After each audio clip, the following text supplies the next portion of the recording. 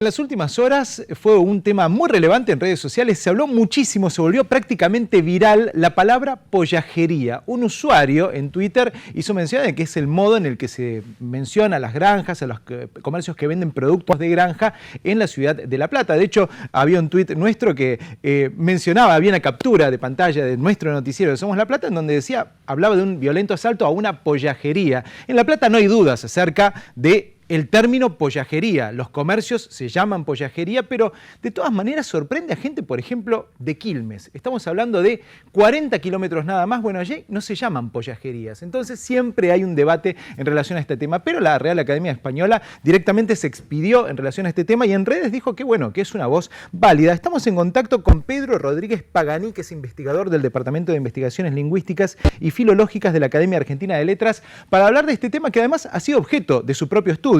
Pedro, ¿cómo estás? Buenas tardes. Sí, ¿qué tal? Buenas tardes. Bueno, hablamos en el pasado de este tema, ¿no? Finalmente la Real Academia termina de aceptarlo y, bueno, finalmente pollajería es una palabra válida. Sí, es decir, a mi criterio es una palabra válida desde hace mucho tiempo, desde que la usaron en La Plata, y ahí hubo un consenso entre los hablantes de La Plata en que a ese tipo de negocio se lo llama pollajería. Entonces para mí no había ninguna duda de que era válida. Siempre se le da mucho peso a una respuesta de la academia, pero una ciudad importante como La Plata, que es una ciudad de 1 millón de habitantes más o menos,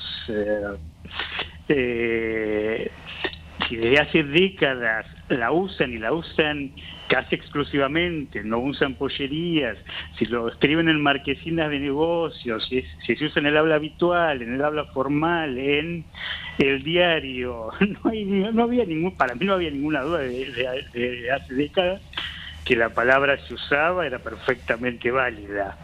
De todos modos me alegro, bueno, que la Real Academia lo haya aceptado esto. Al momento de indagar cómo nace esta palabra, pollajería, ¿no? Y por qué, bueno, se da particularmente aquí, en la ciudad de La Plata. Porque es verdad, o sea, hay que recorrer muy pocos kilómetros para encontrarse con gente que ya no utiliza este término. Eso es un fenómeno muy interesante, es un fenómeno y muy inusual.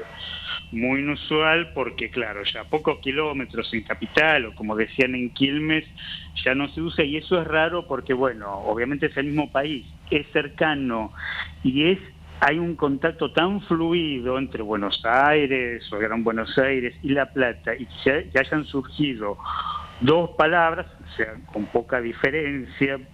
La verdad que es un fenómeno extraño.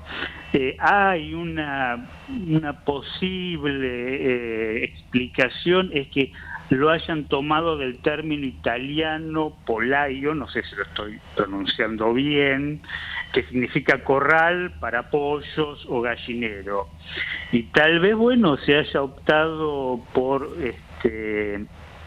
hacer derivar este término más en La Plata, mucho más en La Plata que en Buenos Aires. Esa es una posible explicación. Bien, bueno, entonces queda completamente, ya ahora del todo validada, ¿no? Hasta casi desde el punto de vista académico, entonces este término que es tan utilizado aquí en La Plata, que es tan de la ciudad de La Plata, junto con otros términos, ¿no? Pero bueno, por ejemplo, la palabra rambla. Acá le damos un uso muy particular a rambla, que en otros lugares es bulevar. Sí. ¿No? También tiene una particularidad ahí. Sí, la tenemos anotada para estudiarla, rambla, y si no me equivoco, ómnibus. ¿Ustedes lo usan con el valor de colectivo, puede ser? Nosotros le decimos micro acá. Le dicen micro, bueno, perdón, micro. En Buenos Aires el micro en general es el de larga distancia. Así que bueno, puede ser un fenómeno también similar, pero bueno, no tiene la similitud que tiene entre pollajería y pollería. Pero yo creo que los hablantes tienen que tener el criterio de que si la palabra se emplea en una comunidad muy importante como La Plata, durante décadas, y no había ningún malentendido, creo que los hablantes tienen que tener la confianza como para darse cuenta ellos mismos que la palabra es válida.